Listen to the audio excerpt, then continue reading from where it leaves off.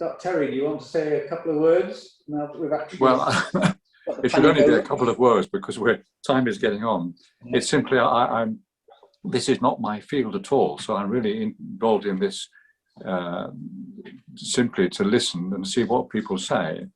So I don't want to say any more than that. Welcome to those who are here, and I look forward to hearing what our speakers are going to say and the discussion that follows. So, Tony, please go ahead. Okay, well, thank you all for joining. We have people from a varied geographies. We have some people from France, of course. We have some people from Jersey. We have some people from Brussels or Belgium, and also some from the UK. So hopefully we shall have quite a few varied points of view coming out when we get into the forum stage. Catherine and Paul, I don't know which one of you two would like to start with a brief presentation of the subject and introduce who you are. I mean, Catherine is a senior tutor, I think, senior tutor at Trinity College and a professor in the law faculty. Would you like to start? Thank you very much indeed. It's a great honour and privilege to be here. And I wondered whether it might be helpful if I just shared a couple of slides to locate us where we're at. So Tony, that means you're going to have to give me access rights. So you're going to have to make me co-host. I think you can just go into the part. Can you see that now? Yeah, that's good.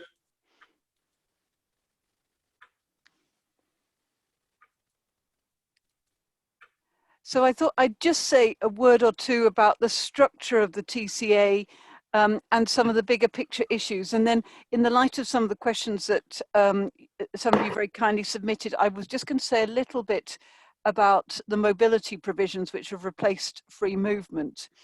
But just to give you, for those of you who are not so expert in this area, I just thought I would just tell you a little bit about the TCA, the Trade and Cooperation Agreement, which was negotiated in considerable haste and quite remarkably was concluded on Christmas Eve and was published on Boxing Day.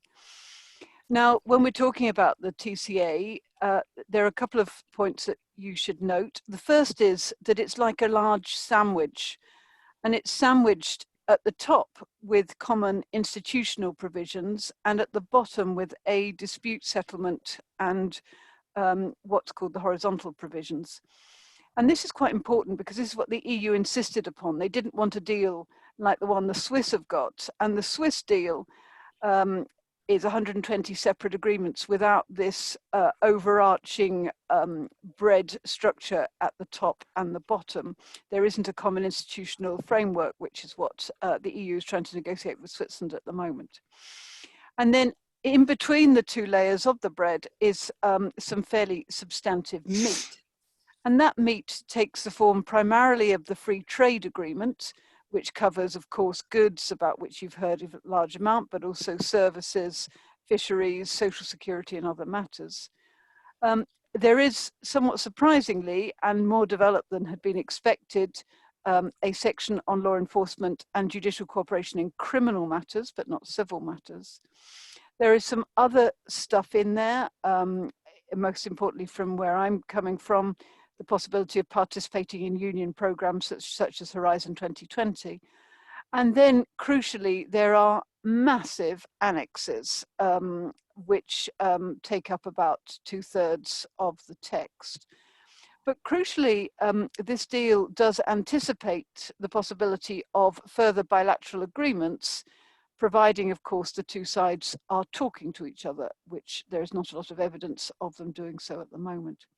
Now, as far as the sandwich is concerned, I just want to draw your attention to one point at the top, which is that this agreement is nothing like EU law.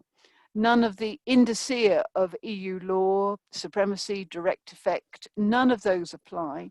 This is very much an agreement of international law, interpreted in accordance with the Vienna Convention on the Law of the Treaties. The agreement bends over backwards to make it as distant as possible from EU law. The other point to note is what you see in the right-hand box, the orange box, and the right-hand box says something about the unilateral measures that the EU can and may take, specifically a data adequacy decision, which we're heading in the direction of, third country listing for SPS matters, which we've got, and equivalence in financial services, which we have not got, except in 2 areas. I think this agreement is rather unstable. And it's unstable for a number of reasons, but in particular, it's got to be reviewed every 5 years, which of course will coincide very nicely with the UK electoral cycle. And so anyone who thought that Brexit is finished and will not be the subject of political debate is just wrong, because there's every chance, particularly if things go badly, that the 2 parties will make Brexit a major issue at the next election. Now, although we're going to talk primarily about the TCA, for the sake of completeness, it is worth noting that there are 2 other agreements that were negotiated at the same time. One on security procedures for exchanging classified information, and the other on safe and peaceful uses of nuclear energy, and I'm not going to say any more about them. The next thing I want to draw to your attention was something about the governance structure. Now, governance is often a much derided word, but it is worth bearing in mind that the governance structure of the TCA is completely different to the governance structure that you find under EU law. What it does is it broadly mirrors the governance structure that you find under the more recent EU free trade agreements, such as the Canadian CETA. And so it's presided over by the Partnership Council, and the Partnership Council, we now know, is to be jointly chaired by Lord Frost in the UK, and the Vice President of the EU, Mark Sefcovic, the Vice President of the European Commission, Sefcovic. And then you've got a whole bunch of technical committees underneath. And just to give you a flavour of those technical committees, look at the number of them. Those who thought that doing Brexit would create a more transparent system of governance are in for a shock, because you've got all of these technical committees sitting under the Partnership Council. The Partnership Council, as you can see at the top, is the political body. The committees, which are in the 3 blocks beneath, are all technical and will be sat on by, we expect, civil servants. Now, there are lots of issues about those committees, not least who's going to staff them, and their accountability to Westminster and also to the devolved administrations. But this is not an issue that's troubling anyone at the moment, because none of these committees are in operation. The UK has refused to engage in these committees until the treaty has been approved formally by the EU. As you know, at the moment, it's only being provisionally applied. There is to be input from the Parliament in Westminster. Note, this has caused much aggravation amongst the devolves into some sort of parliamentary partnership assembly, and it also envisages that civil society will have a role to play. The UK is not very keen on that. Decision making is done by consensus, and only decisions, not recommendations, are legally binding. So that just gives you a flavour of how things should work if we could overcome the slight bump in the road that at the moment the UK are slinging rocks at the EU, and the EU are slinging a few rocks back. Now, I want to just introduce you to one other matter, and that are the provisions on mobility. You've heard lots and lots about goods, and I imagine some of you are already having to manage the provisions on goods. I want to say something about mobility, because it's the mobility issues which will not affect you directly, because I imagine most of you have got residence rights in France, but you may be interested if you are trying to get people to work for you in France from the UK. Because the legal regime for mobility of people now is going to be completely different to anything that looks like free movement. Indeed, you should forget everything you know about free movement, because if you try and understand this through the lens of free movement, you will totally misunderstand the rules of the game. Far better to try and look at this through the prism of GATS, the General Agreement on Trade and Services, part of the WTO. And GATS has, and forgive the jargon, but I'm afraid this is the jargon that we're going to have to get familiar with, GATS has 4 modes. And these 4 modes are replicated in the TCA. And the 4 modes are as follows. Mode 1 is where I do essentially what I'm doing to you at the moment, which is I provide a service to you as a consumer in another country over the internet. I'm allowed to do that subject to the extensive derogations found in the annex. Likewise, if I could travel to provide likewise I could travel to receive a service from you. So I could travel to France to receive a service such as a hotel or restaurant service, medical service, education service from you. I can also, if I'm a legal person, so if I'm a company, I can set up a branch, agency or subsidiary in France under mode 3. But the provision that most people are interested in is mode 4, about mobility of natural persons.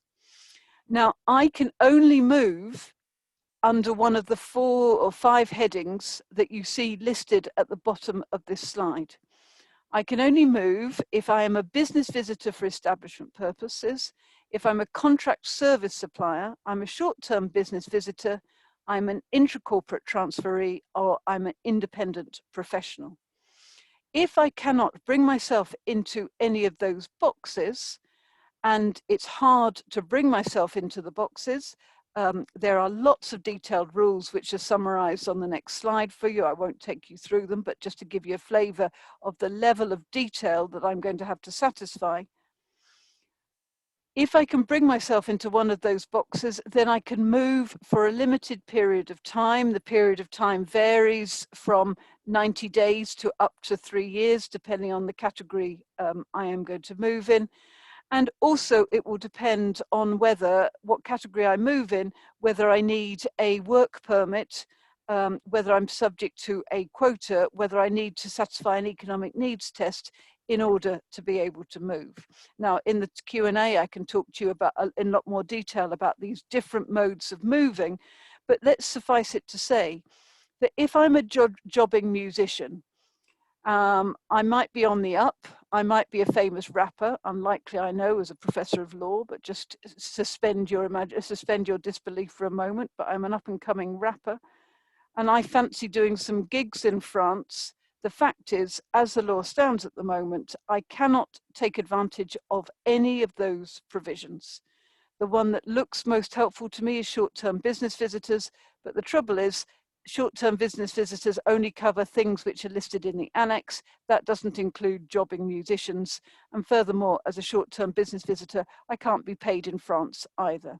That's why musicians are jumping up and down. They've had a lot of positive press. Much more dull people like jobbing consultants who want to try and provide some training will also find these provisions very difficult to navigate. This is the new world order that we're living in. It is not free movement of persons. Thank you very much indeed.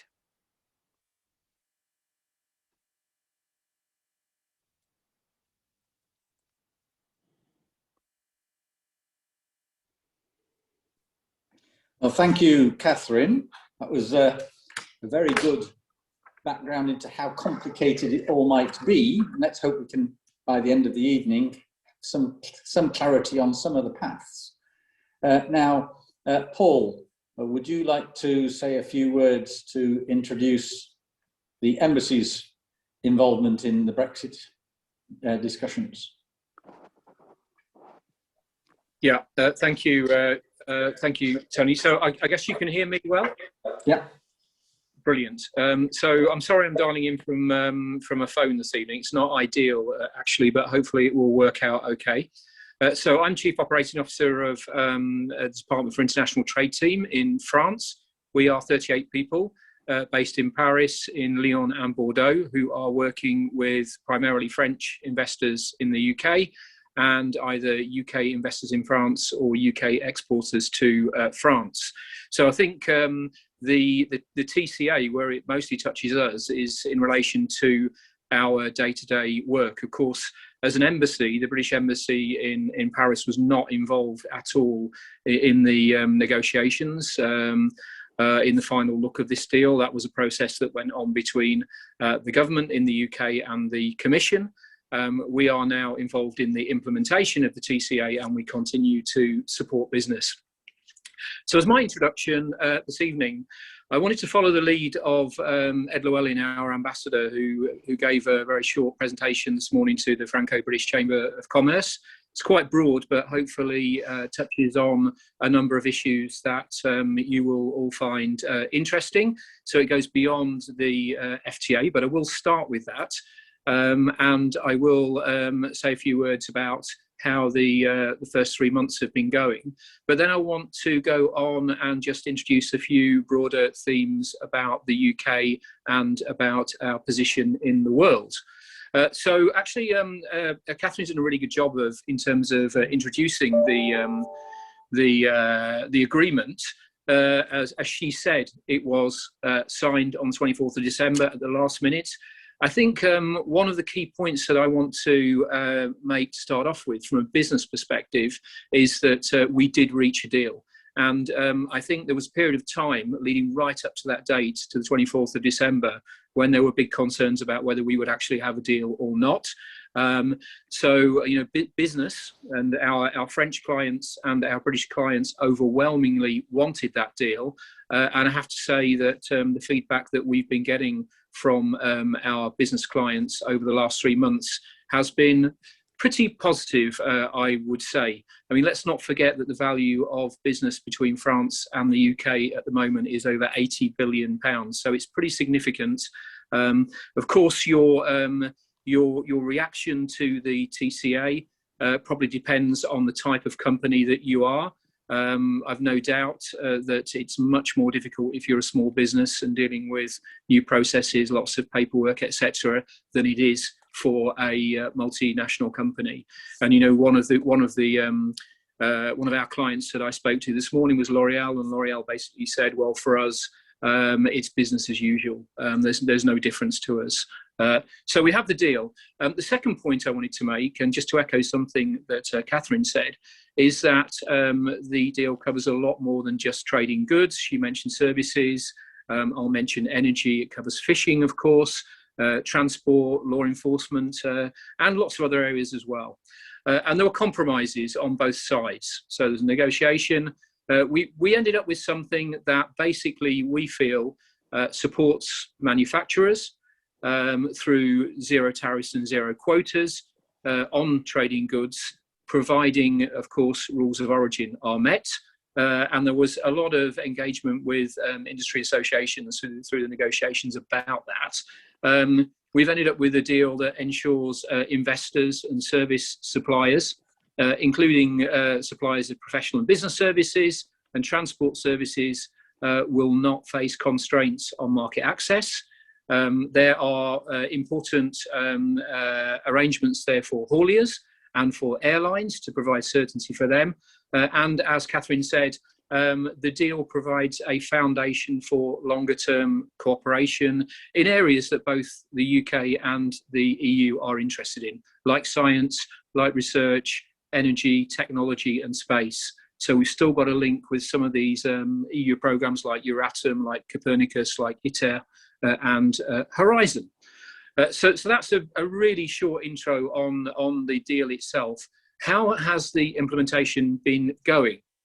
Well, first of all, I wanted to point out that there was a lot of really good cooperation on both sides of the channel in the run-up to this agreement and after the 1st of January to try and prepare for this new relationship and to try and prepare businesses for the new processes and procedures. And I think on the whole, businesses prepared reasonably well as well. However, of course, all change requires adjustment. And that has been the story, I think. We were set up at the start of the year to swing into action and deal with big issues and big problems. That didn't happen. partly because of the environment that we're all working in at the moment, and I'll come on to that. But what has been apparent is that the level of trade, and you may have seen the January trade statistics between the UK and the EU. The level of trade dropped quite a lot, actually, in January, 40% decline of UK exports, and EU exports to the UK declined by about 22 billion, I think. So trade fell. However, it's quite difficult at the moment to really define how much of that was due to the new arrangements and how much of that was due to COVID, say, for instance, where there were tests that hauliers had to make, say, for instance, health tests, etc. And another factor was that in the run-up to the 1st of January, of course, a lot of businesses in France and in the UK stockpiled. So they basically prepared for a bumpy road, and there was a lot more trade in December 2020 than one would have expected to see under normal circumstances. So we're still trying to understand, I think, what is going to happen in terms of this new trading relationship, and it will take several months. And I think the next window on that will be probably the middle of April, when the February trade statistics are revealed. So maybe just one or two final points on this. I mean, I think an important point is we did not see the massive disruption at the border that some commentators predicted. And the short straits, of course, is phenomenally important to the UK in terms of trade. I was over in the UK for Christmas and New Year, and I heard all the stories at the time about a shortage of lettuces and lots of other challenges that didn't materialise in the end. So it wasn't as bad as some people expected, and in fact, levels of freight now are roughly back to where they should be for this time of year. So that is an encouraging point. But it will take time for companies to get used to the new situation. And of course, the embassy team, as I've mentioned to you, is ready to swing into action. So the second part of my intro really concerns the UK outside of the EU, global Britain, etc. I know we've got one or two questions around that. I might start by saying this is a really important year for the UK, a really big year for the UK. You may have seen that a few days ago, the government launched its integrated review of security, defence, development and foreign policy. I think this is a really important document that sets out the vision for global Britain, for a sort of freewheeling UK globally. The overriding purpose is to make the country stronger, safer and more prosperous, while of course defending our values. What does it say? It says we're going to invest more in defence, of course. I think that's hit the headlines. So an extra 24 billion there to modernise the UK armed forces, and of course to renew our nuclear deterrent. It also underlines the importance of the relationship with the US. And I think the Biden administration has got a lot in common now with the government in the UK, which I think is really positive. But the integrated review also stresses that the UK's commitment to the security of Europe is unconditional and immovable. So that absolutely remains a priority too.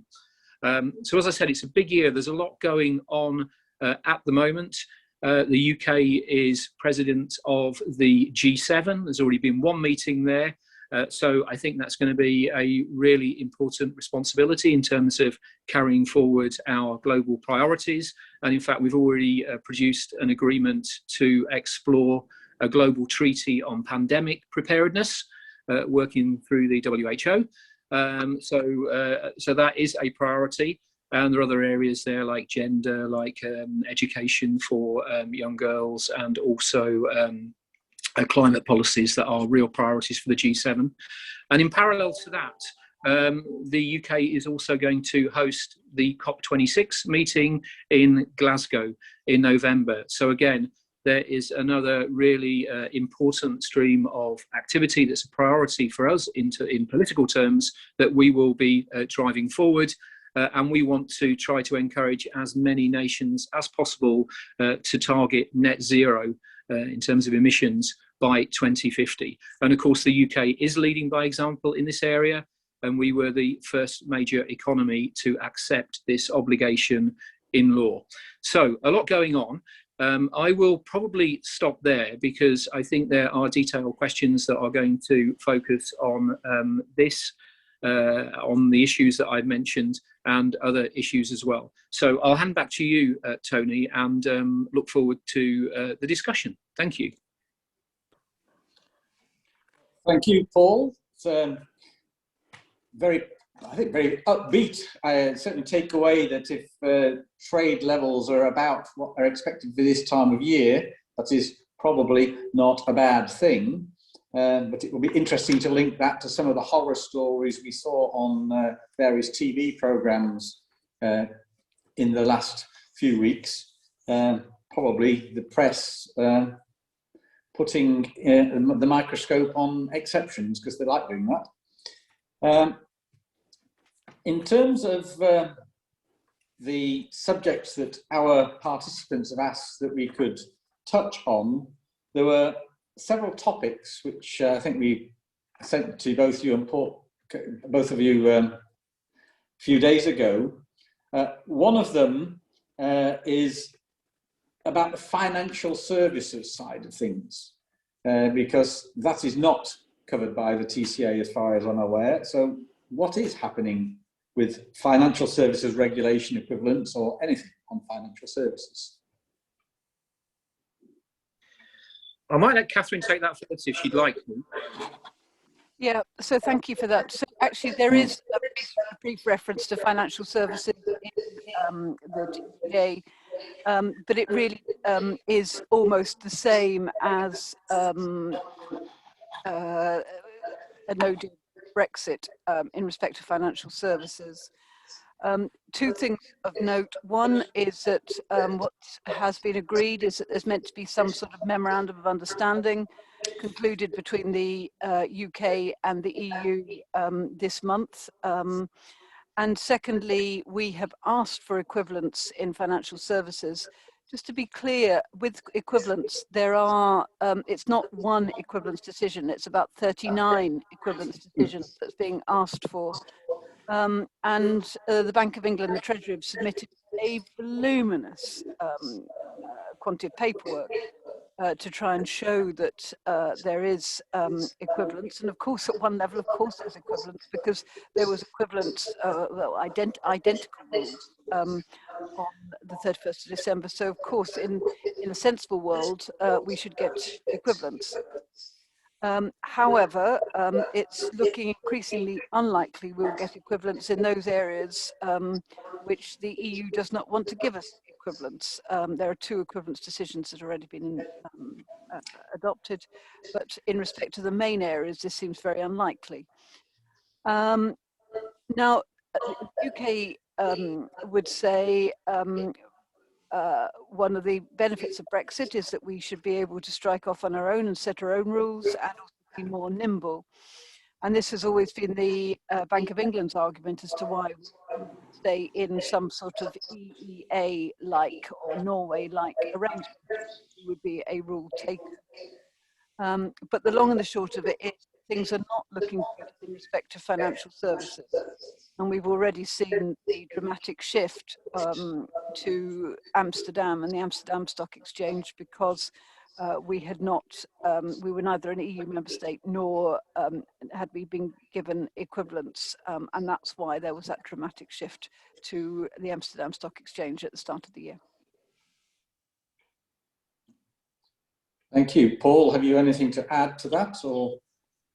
Yeah, I mean, I think you'll probably expect me to take slightly different view here. I mean, you know, the City of London is a global financial centre. It's not just a financial centre for EU business, and I think the global importance will continue there. I mean, early on in this process, after the referendum, there were a lot of stories out there about, disaster in the City of London and an absolute flood of businesses leaving the city and relocating in Paris, in Amsterdam, in Dublin, and other places. I mean, I think there's been a certain amount of that, but in no way has it been as disastrous as some of the commentators predicted. And of course, there's a flow in the other direction. So, I wanted to mention a Freedom of Information request by financial consultancy Boville, which has just found that 1,500 money managers, payment firms and insurers have applied for permission to continue operating in the UK. And around 2/3 of those, 1,000 of them, have no prior physical operations in the UK. So I think it's certainly something to look out for. I think Catherine's absolutely right. Let's see what happens with the MOU and with equivalence. But as with all sectors of industry, there is a flow in both directions, and the UK remains both an important market in its own right and a springboard to global markets. I might just also say, Tony, that I think you mentioned it in the intro to the question there, but there's a lot of stuff in the media, both in the UK, in the newspapers, on the TV, and also here in France. And, I think there's a lot of noise, and I try and avoid as much of that as possible, because I find that most of it is absolute rubbish. Well, thank you. Fake news and all that sort of thing, it's difficult to separate the good from the bad. I think one of the things which I find quite interesting is another topic that is being asked to take is fisheries, because in December, that's about all we heard about, that fisheries was the sticking point. Yet now, after I think the first couple of weeks when the French fishermen were moaning that nothing was happening and they weren't getting any quotas, it seems to have gone quiet. Is fisheries a problem? Is fisheries sorted? Or might there still be a problem? I'm thinking particularly of the fishermen whether they're from the EU or the UK, landed their fish in Grimsby, for the fish then to be sent to the EU to be eaten. So I will take that one as well, Tony, to start off with, if that's okay. So, I mean, I think fishing will continue to be a topic of importance and interest for both the UK and also, I think, for a number of EU member states. Not all EU member states, of course, but I mean, you can include France, Spain, and Ireland, and a number of other member states in that. So it will continue to be important. Has it gone quiet? It might have gone quiet in terms of the media, but of course a lot of talking is still going on. And I think the two big issues over recent weeks have been access to water close to UK shore, and also access to fishing licenses around the Channel Islands. So there's certainly still a lively discussion there. I mean, what we need to remember with fishing, I think, is that in economic terms, it is a relatively unimportant industry, compared to other industries. But it is very important, and especially regionally in France, in the UK, and in other EU member states, in terms of its historical importance, its social, its cultural links. So it's not just economic. This will certainly continue to roll, I think. We have a process of 5 years now, over which time the UK will increase its quotas of certain catches, and then after that period there'll be annual negotiations. It will definitely still be there. It may seem as though things are quiet, but there's a lot of talking still going on. Thank you, Paul. Can I just Catherine, add to that? yeah. I think the evidence is perhaps slightly more complex. I think I would say that it is extraordinary the amount of time, as you said, that we spent discussing fish when it counts for 0.01% of the economy. I think it's also striking that there are more mentions of fish in the TCA than there are financial services, which counts for about 7% of the economy.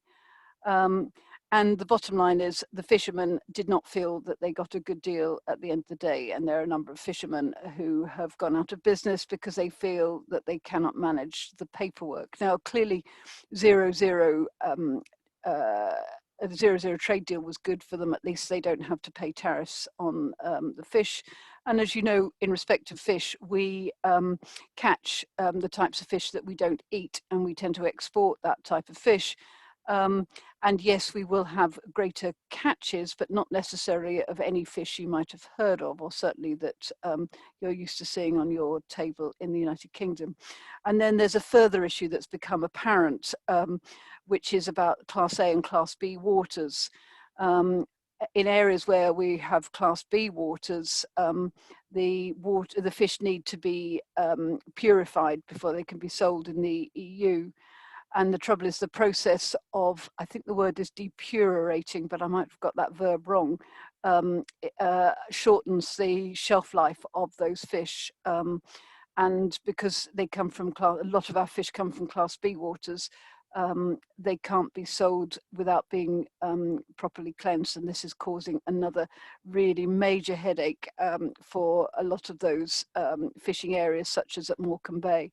And depending on the weather, the quality of our waters can vary between Class A and Class B, and this is a further issue for the fishing industry. And the great tragedy is, of course, I think the fishing industry probably voted almost to a man and woman to leave. And the reality is that they do feel let down because this deal has not delivered what they were hoping for. Now, yes, you're absolutely right. The amount of stock that they can fish will go up, but not dramatically. And the real risk, it seems to me, is that if tensions continue between the UK and the EU, and the UK decides to carry on with its position in respect of a unilateral decision overextending concessions in respect of the grace periods in respect to Northern Ireland Protocol, if the EU decides to carry on with the legal action against the UK, one possibility is that tariffs might be levied, and the obvious place for the EU to stick tariffs would be on fish, where you've already got disgruntled fishermen. Thank you, Catherine. To change the subject to services, trading services and IPRs, that is services that are performed in one area but delivered to a customer that is physically in the other.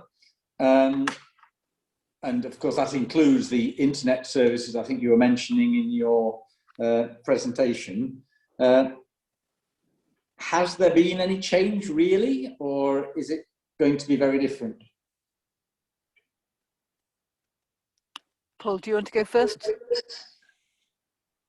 I think this might be one for you, actually, rather than me, to be quite honest. Yeah, so at one level, the answer is no, as long as you're not dealing in a regulated service. If you're dealing in a regulated service, then things have changed significantly. And the reality is, I'm just looking for it, there are, and if you can see, there are 200 pages of annexes on financial, on the provision of services. And even if you look at the front end of the treaty, which appears to say, yes, you can do these things, you then need to go to the back end into the annexes to see whether there is qualification. And I should just explain that this is so completely different from the EU regime. essentially the way it works is that there's certain services are carved out altogether, and so not covered by the TCA. And then if the services are covered, you then need to look at the back to see whether states have imposed reservations, and say, okay, well, it may be the EU has agreed to this, but it's not going to apply in France, or it's not going to apply in Germany. And then you also need to check about qualifications. Now, one of the good things, and one of the surprising things that was found in the TCA is that if you're a lawyer, you can carry on practicing under your home title. That was surprising, and that was an achievement for the UK in its negotiations. Where the EUK absolutely lost is over mutual recognition of qualifications, because in respect to mutual recognition of qualifications, the UK was asking for something rather similar to what it had as a member state. The EU rejected that out of hand, and instead we've got the, I'm afraid, deeply disappointing provisions that you find in the EU-Canada CETA, which essentially requires the professional bodies to enter into a framework agreement. In Canada, that's only been done in one sector, which is architecture. Now, there are footnotes in the Trade and Cooperation Agreement which may allow for example, the French lawyers, the French Bar Council, to enter into an agreement with the Bar Council of England and Wales. That's what it said, but the footnotes don't actually say that in terms, so it's not very clear how things will proceed in respect to mutual recognition of qualifications.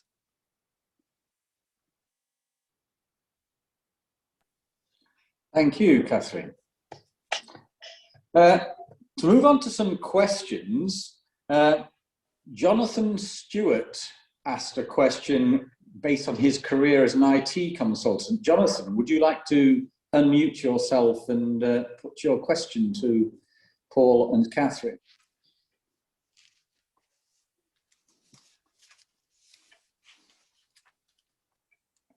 Jonathan, can you? You're not unmuted, so. Otherwise, I will put the question, because Jonathan doesn't appear to be able to put it, which is, so he's a freelance consultant. So how does the new regulatory environment affect people's ability to continue to work, basically in the UK or in the EU, depending on where the contract comes from? Ah, Jonathan's got the sound on now. Yes. I don't know if people can hear me, and my apologies. It's some technical difficulties. Yes, so indeed you read my question. I have previously had clients in France, Netherlands, Sweden, Norway, Germany, travelled as an IT contractor. My impression is I'm not in a position to carry on in business anymore in that way. So, Paul, do you want me to start? Yes, I think this links to what you were saying before, Catherine, about I mean, there's partly a freedom of movement question there, isn't there? So it depends where you're set up. If you've got a business in France, and then under EU free movement law, that business, the French business, can send third country nationals, including British people, to provide services in elsewhere in the EEA. And so you could still carry on your business in that regard. If, however, you haven't got a French company and the French, and you want to yourself provide IT consultancy services so for example, you're based in London and you want to provide IT consultancy services, if you do it over the web and you don't actually move in person, that's what's called mode 1. And that's probably all right, because you don't have to hold yourself out as being part of a regulated profession.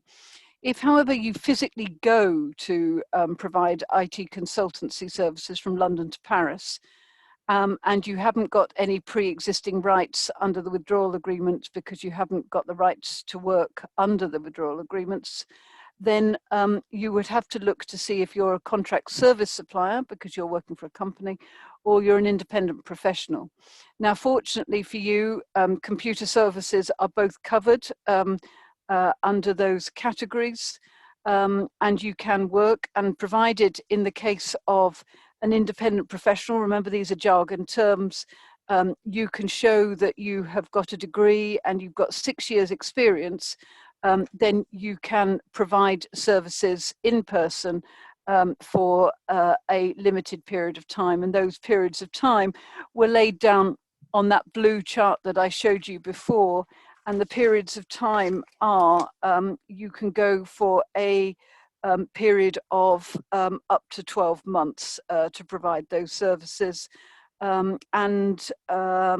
You will not be subject to what's called an economic needs test. In other words, you won't be subject to France saying, well, we need to check whether there's anyone in France or elsewhere in the EU who can do the job. I'm sorry this is a convoluted answer to your question, but it just gives you a flavour of how much more difficult things will be going forward.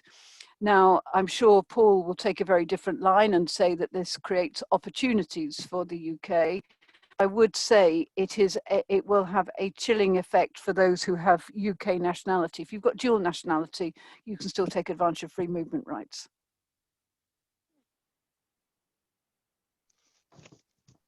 Yeah, I think Catherine, I mean, you know, not much I can add to your answer. You know, when we get these kind of questions, I think you know, we will link people up with sources of professional guidance and support who can help individuals or small businesses through the new processes.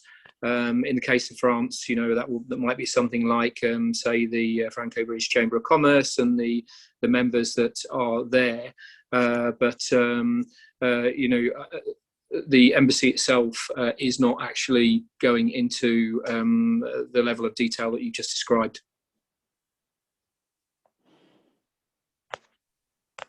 Thank you very much. Good. Hope that answers the question. Now, Andrew Harbour has a question relating to reclaiming VAT. Andrew, would you like to unmute and ask your question? It's a relatively simple point, which probably isn't. Cross-border trading within the EU from one EU country to another has always meant to be relatively simple in terms of VAT, but it actually isn't.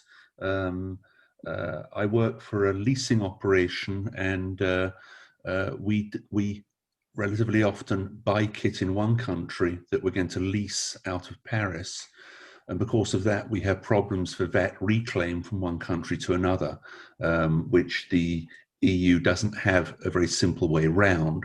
What I was wondering was whether is there any real change after Brexit for VAT and VAT reclaim between France and between Europe in general and the UK?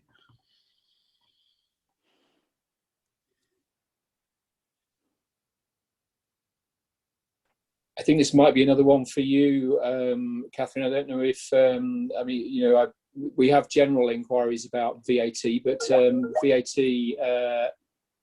reclaim, what we can do, if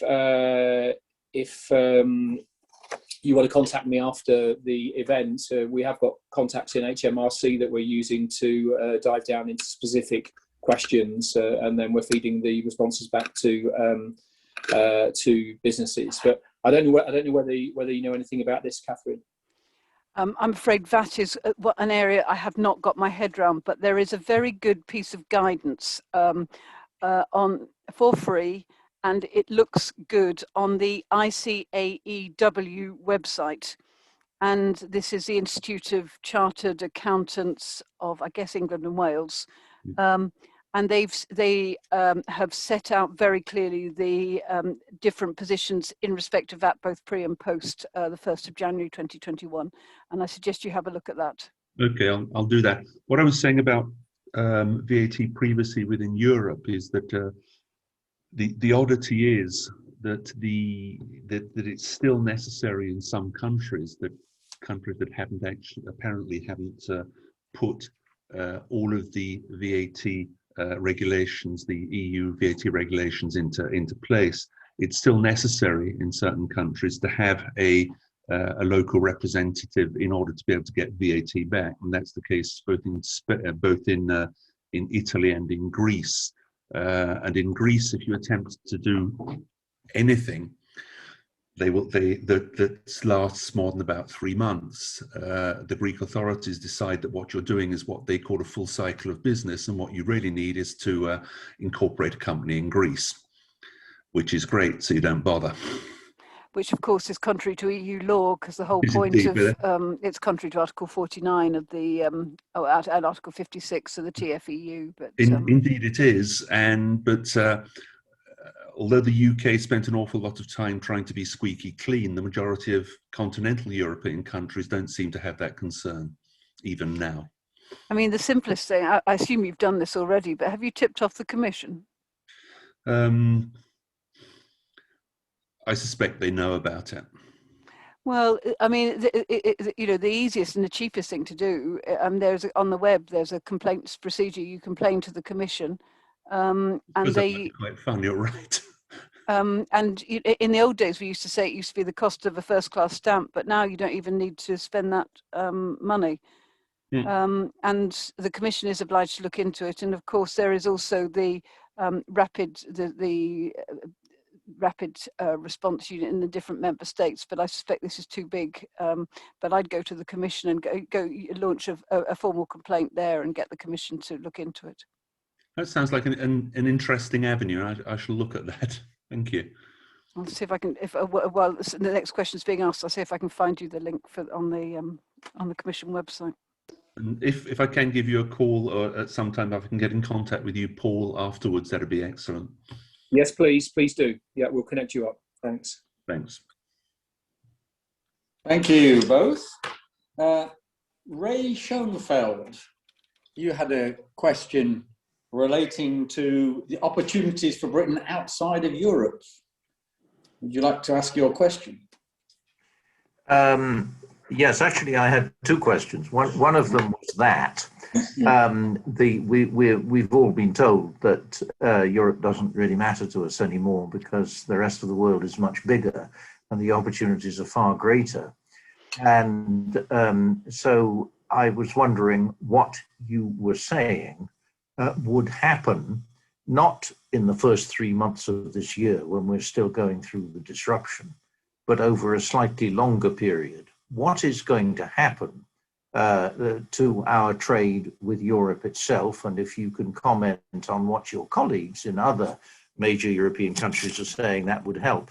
My second question was about this integrated review. I had not realized that we were going to be talking about the integrated review tonight, but you raised it and you talked about the importance of defending our values.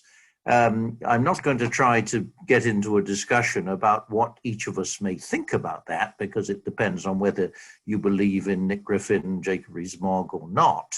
But I'm wondering what you actually say to the French about that. When you say we're defending, we need to defend our values, what British values do you say that Boris Johnson incarnates? Thank you. Good questions there.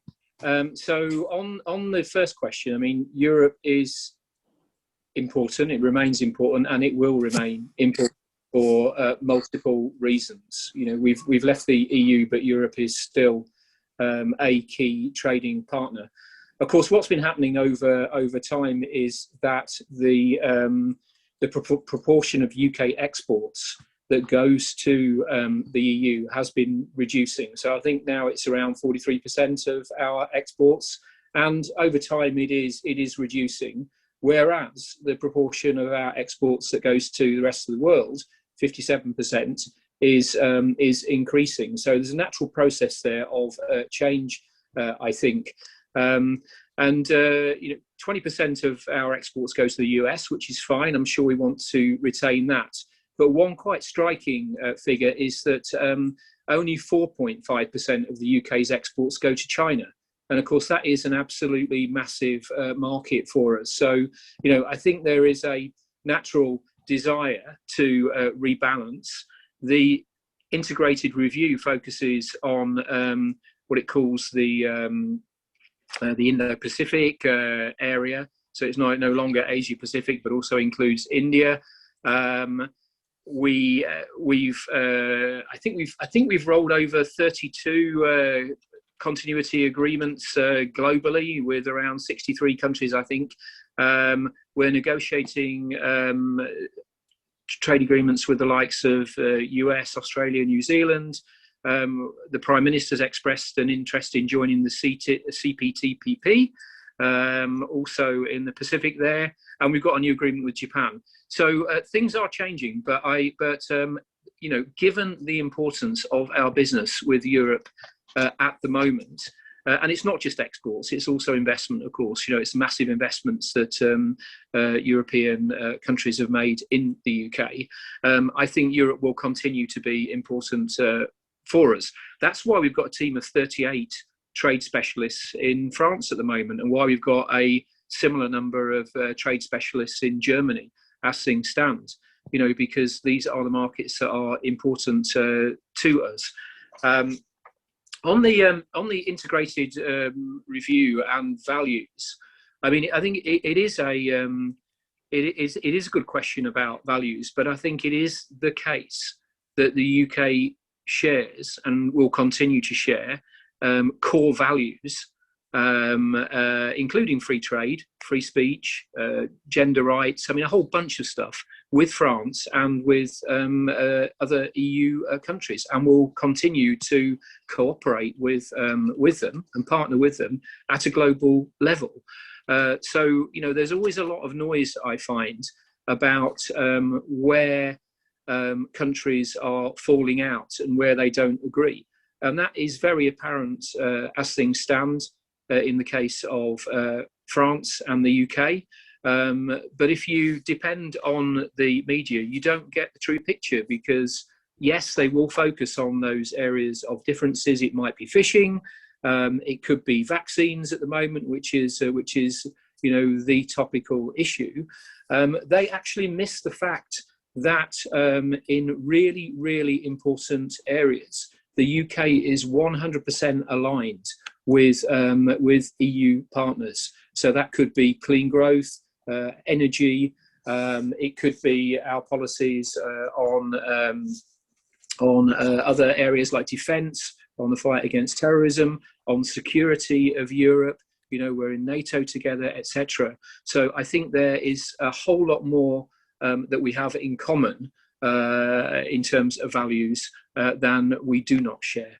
So I'm sure Catherine will want to add to that, but I think you'd expect me to take a slightly more optimistic view. I would just say to that it is good news that we have rolled over the pre-existing trade agreements. I think some of them have been overhyped because they are merely rollover trade agreements. The one with Japan is marginally better than the EU one, but I think there has been some overselling of what's in those rollover trade agreements. They were necessary, but we are running standstill as far as they are concerned. The other point to note is that we still do more trade with Belgium than we do with China. And while China is a large market, it is worth bearing that in mind. And that's why it's very important that we carry on talking with our nearest trading partners, because geography matters in trade, even though it does sound very exciting. If you look at CPTPP, it currently accounts for about 7 to 8% of our exports to those, I think it's 10 CPTPP countries, whereas our trade with the EU counts for about 45%. So you get a sense that the EU is still extremely important to us in terms of trade, and that's why as Paul said, it was absolutely vital that we had a trade agreement. It would have been a disaster, in my view, if we'd had a no-deal Brexit. Finally, just to return to the question about complaining to the Commission, I've put the link in the chat.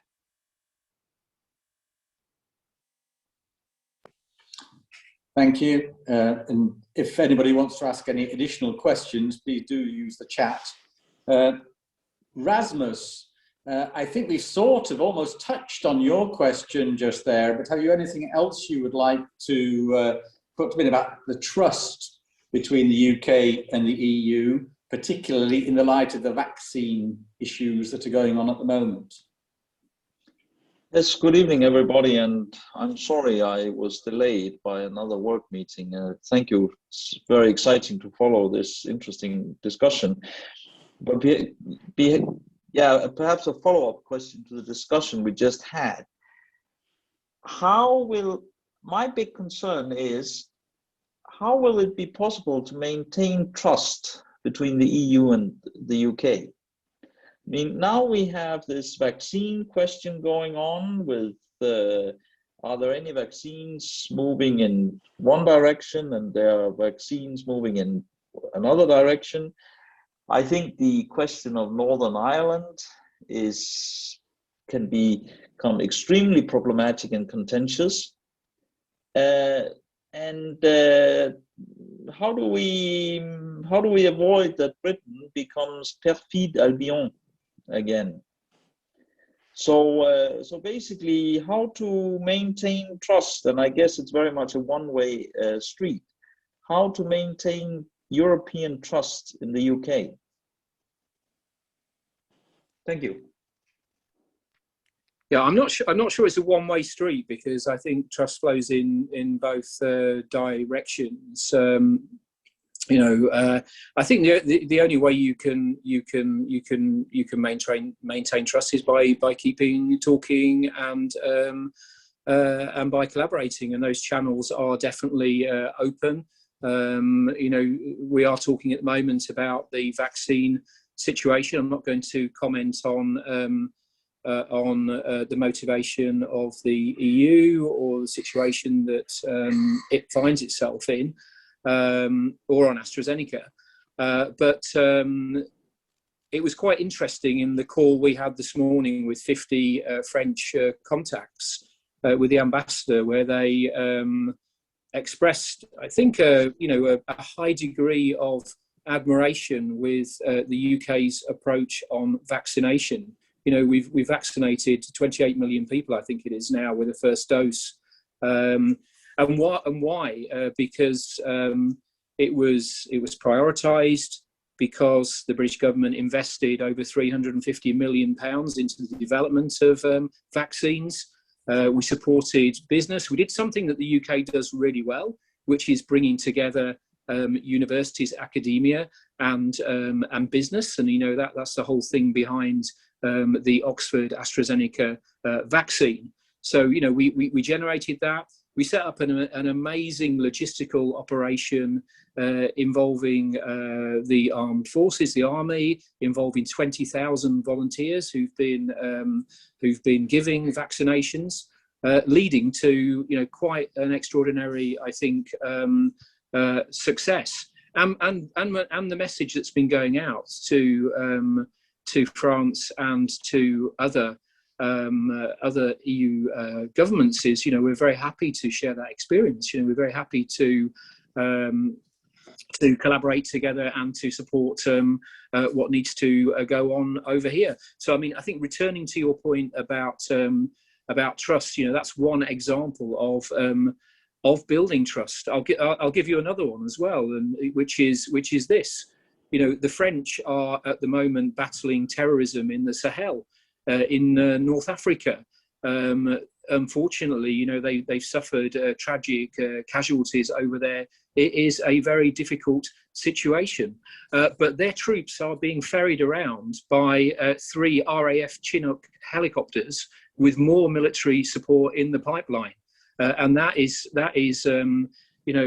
I think absolutely essential in the context of their operation. So again, another example of building trust through, I think, practical practical support, collaboration, and partnerships. And there's a lot of this stuff going on. Do you want me to offer a slightly different perspective?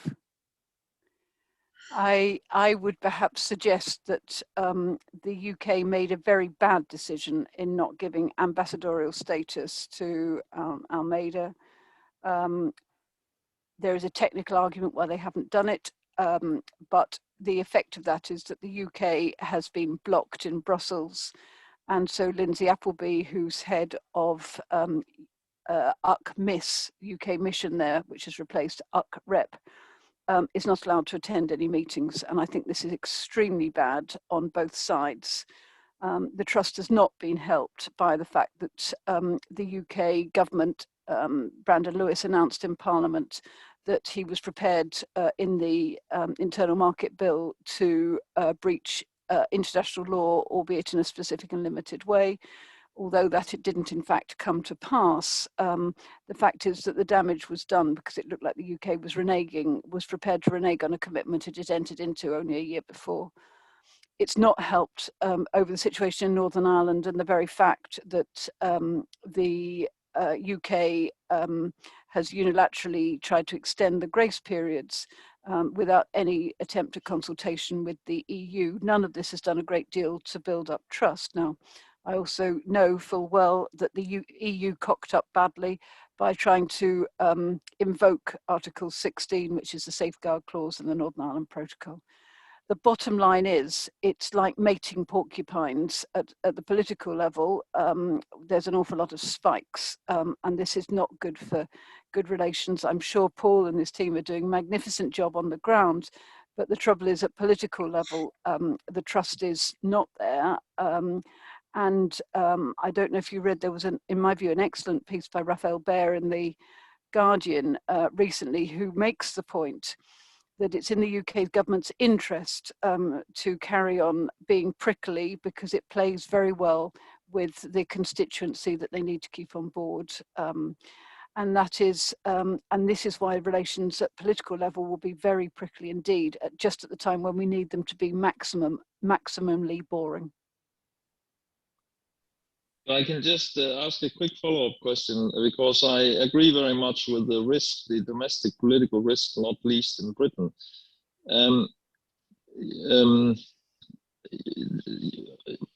Paul, right, the first, you said that, how to say, it was a two-way street. But quite frankly, I mean, of course, it matters to Europe whether it can trust the UK, but does it matter to Europe if the UK trusts Europe?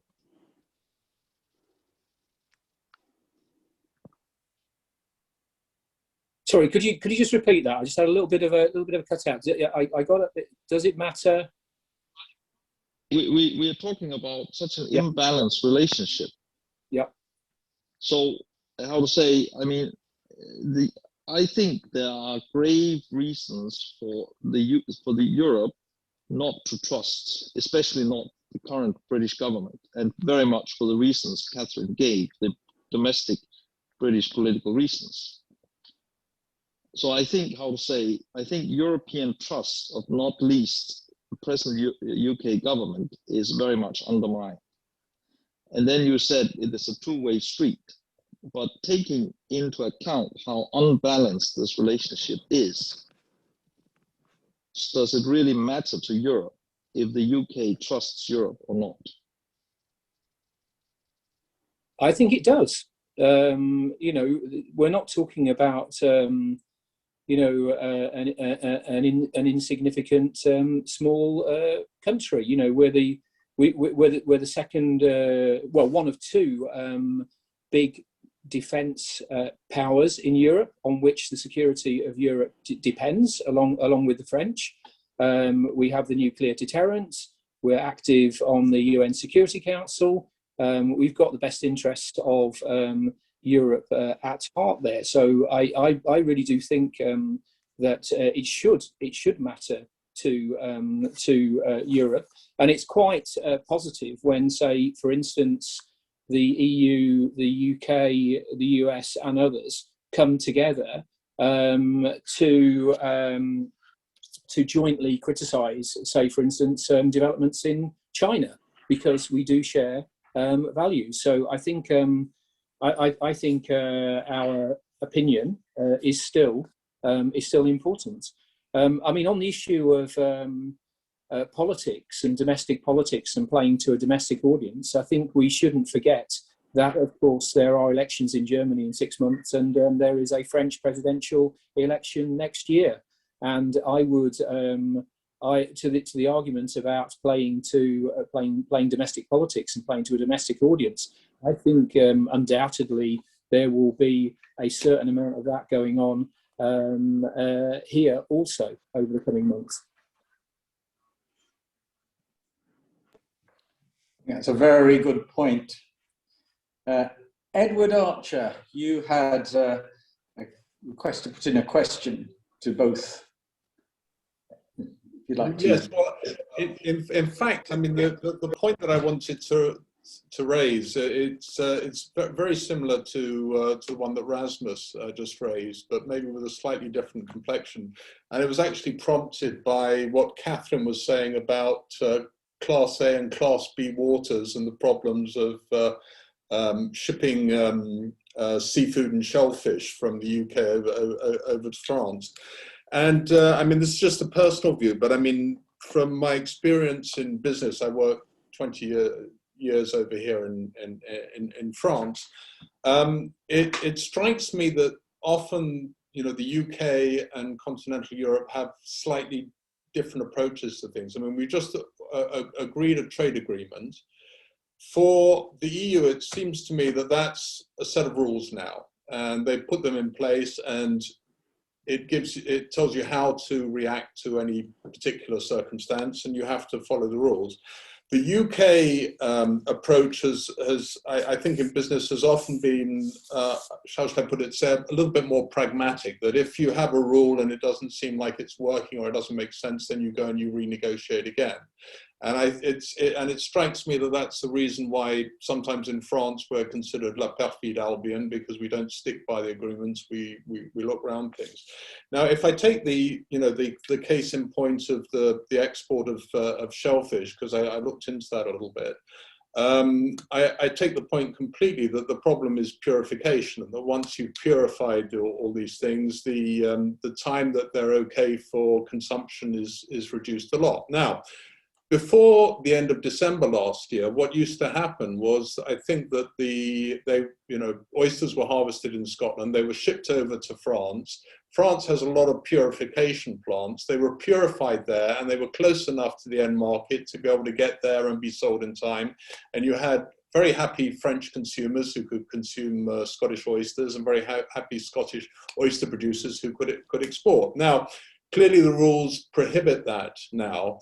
But it seems to me that with a little bit of goodwill, maybe they could have thought of a solution whereby you have the shellfish shipped over still to the same purification plants in France, but have them done in a kind of bonded warehouse sort of sense, where they don't pass the customs until they actually reach the purification plant.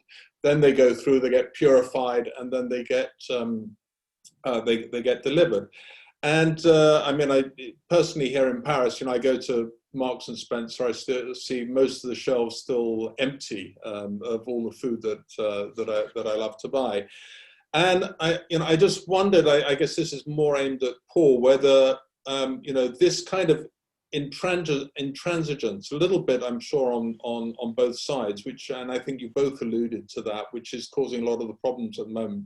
Do you see that do you have a sense that maybe with time things will ease off, and that gradually we'll be able to try and find more pragmatic solutions to the things that are, in the early stages of this agreement causing a lot of difficulties?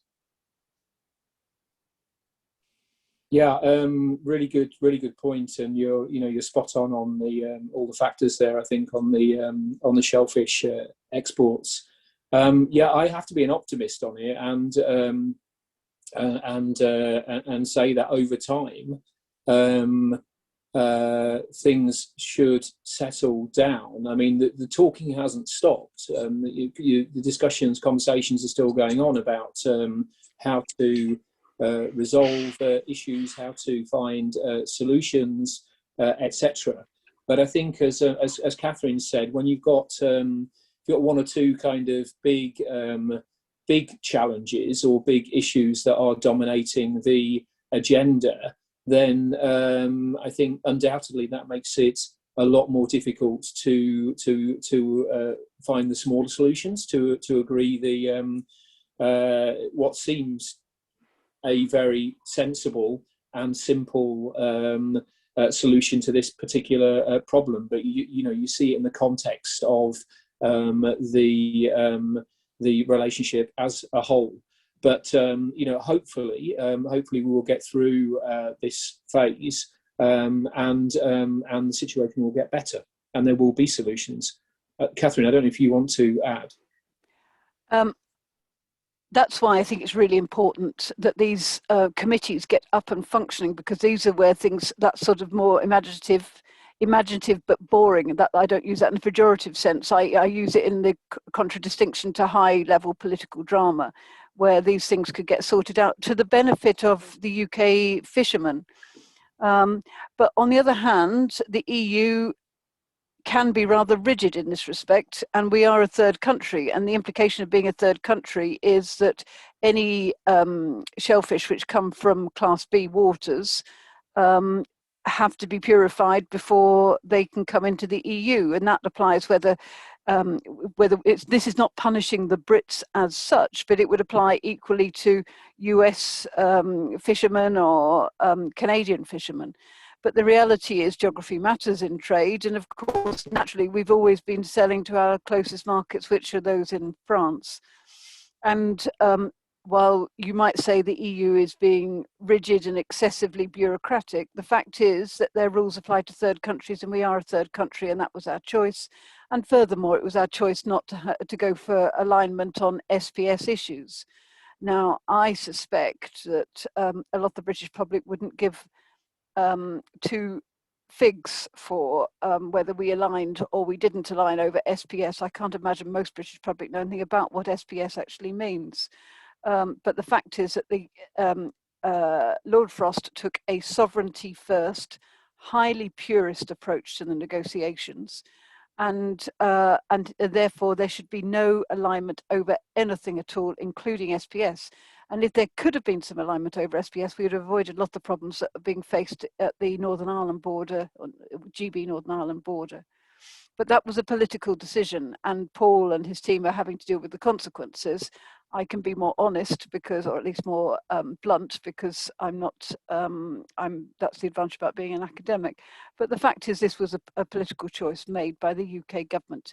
Now that builds into the question asked by Peter Vizard, is this going to change? Can it get better? Now, I suspect if there was a more pro-European Labour government elected, there's a reasonable chance that they might seek some sort of alignment over SPS issues and certainly over any veterinary agreement. But in the absence of a change of government, I think it's very unlikely. Do I think we will rejoin the EU in my lifetime? No, I don't. I think the more interesting question is, will the EU finally address the question that has been hovering for decades, which is some form of variable geometry? And indeed, President Macron did very briefly play with the idea of variable geometry. And if that term doesn't mean much to you, what it means is having different levels of intensity of relationship.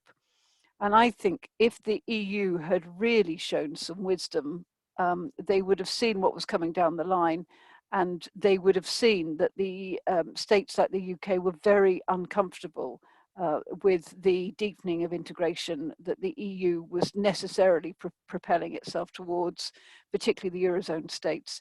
And they should have been thinking about some sort of safety net to catch states like the UK, to provide some sort of closer relationship which wasn't EU membership. And I think from that point of view, the EU has also failed. Thank you for that. Time for one last question, and I think Richard Gabatas has asked a question. So Richard, if you'd like to unmute and ask your question to close the event. You're still on, that's it. My question was for Paul, really. Yeah. Just to try to understand what he was seeing from French businesses and in how hard they were lobbying the French government for the difficulties that they were experiencing on their side. And we've heard plenty of what we're experiencing at our end of the tunnel, but from their side, and what the response of the French government has been thus far. Yes, so I'll give you a personal, I think. You know, right the way through that sort of Brexit process, and you know, through the transition period, etc. We were encouraging French businesses to make their voices heard. You know, as British businesses were doing in the UK, to try and encourage politicians to come up with the best possible deal for business. I think it just seemed more difficult over here to do that. I mean, there's no doubt that, you know, some of the really big businesses in France, you know, CAC 40, I mean, some of the multinationals can catch the ear of government ministers, but there just seemed to be more separation, and also this view that you know, any sort of lobbying or any voices should be heard in Brussels rather than in EU capitals. So I'm not sure that voice really came across very loudly. What is going on at the moment is, I think, quite a lot of engagement between French business and regional governments. I think that's probably where I would see most of the activity at the moment. So if you go up to Hauts-de-France and you get up to the Short Straits region, because of the economic importance of that crossing, companies are being quite loud about how the new situation is impacting them, whether they're in tourism or whether they are in fishing or whether they are in freight. So I think voices are being heard there. I think possibly not as strongly in Ile-de-France, basically. Thank you.